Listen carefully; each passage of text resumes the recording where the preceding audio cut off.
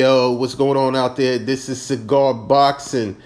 Like I always say, at the end of the day, all we are fans. All we are fans. What's up, boxing community? It's 2018. We got a good night of boxing coming up tomorrow. This is my prediction for Spence Jr. versus Peterson for the IBF Welterweight Championship of the World. Let me say that this card is pretty good tomorrow. Robert Easter Jr. versus Javier Fortuna. If y'all haven't seen the weigh-in, you need to see it. It's in the link below. Boy, Robert Easter Jr. was talking some mess, boy. Oh, man, it was entertaining. But this fight coming up tomorrow night for the IBF Welterweight Championship of the World. This is Spence Jr.'s first title defense. I think this is the second fight for Peterson at welterweight, making 147. These are my thoughts on the fight. Let's look at the stats real quick. You got Errol Spence coming in with 22 wins, 0 losses, 0 draws, with 19 of those wins coming by knockout. You got Peterson with 35 wins, 3 losses, and 1 draw, with 17 of those 35 wins by knockout. Both guys have intangibles. Both guys come to fight. Their styles are contrastingly different, so this is going to make up for an interesting fight. Let me say first that Errol Spence is a big welterweight. I don't know how y'all see it. If you see it as an advantage or disadvantage for this fight, I see it as a disadvantage simply because Lamont Peterson does move in the ring, and Lamont Peterson looks like he is training to go the distance. Okay. And this fight, this is a real litmus test for Spence.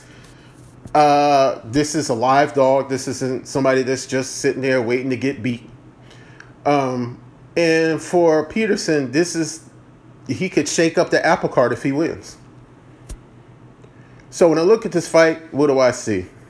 I think the weight will play a factor in this fight. I think the longer the fight goes, it favors Peterson. I think Spence should try and get him out of there as early as he can, because the movement of Peterson, I think, is going to give Spence trouble.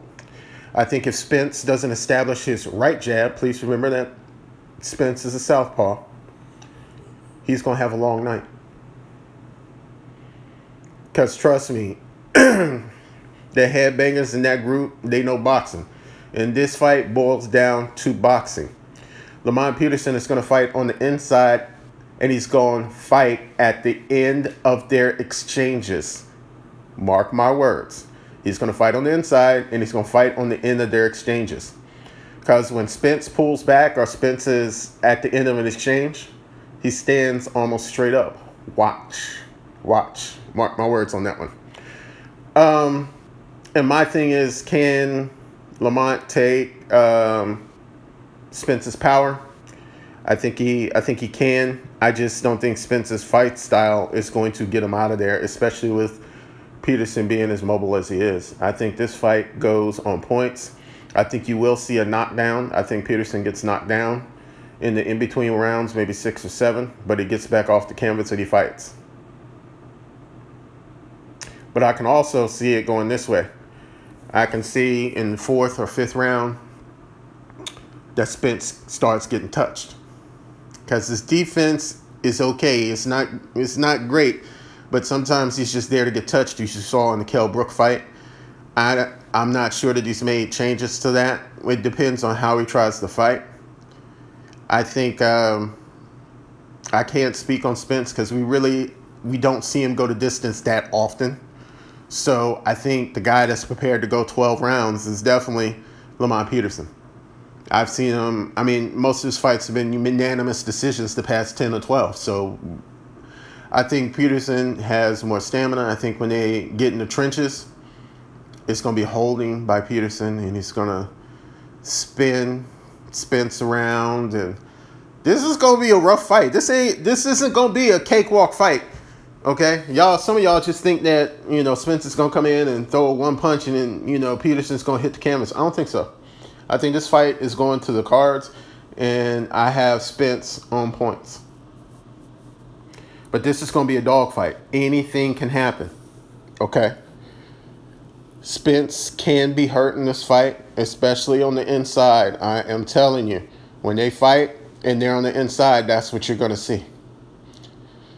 Peterson is not going to fight on the outside. He's going to try and move, pot shot, fight on the inside, you know, give him different looks. He's not, I mean, Spence is going to have to chase him.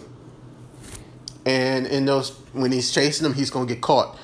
You want to see what this fight is going to look like? This fight is going to look similar to Jacobs and Triple G, where Jacobs should have went to the body a little bit more to me. But still, in this fight, that's what it's going to look like. I think the movement is going to give Spence problems. If Spence can't land that jab and Spence can't get to the body of Peterson, it's going to be a long night. I see Spence maybe knocking him down later on if Peterson gets tired. But we got to stop talking about the power of these fighters and really start looking at boxing.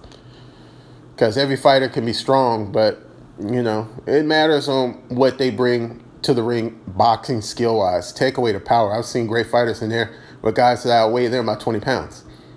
It's skill that pays the bills. Tough fight, Spence on points. I think Peterson looks good, but it's not enough. Judges, this is Cigar Boxing. Tell me what you think.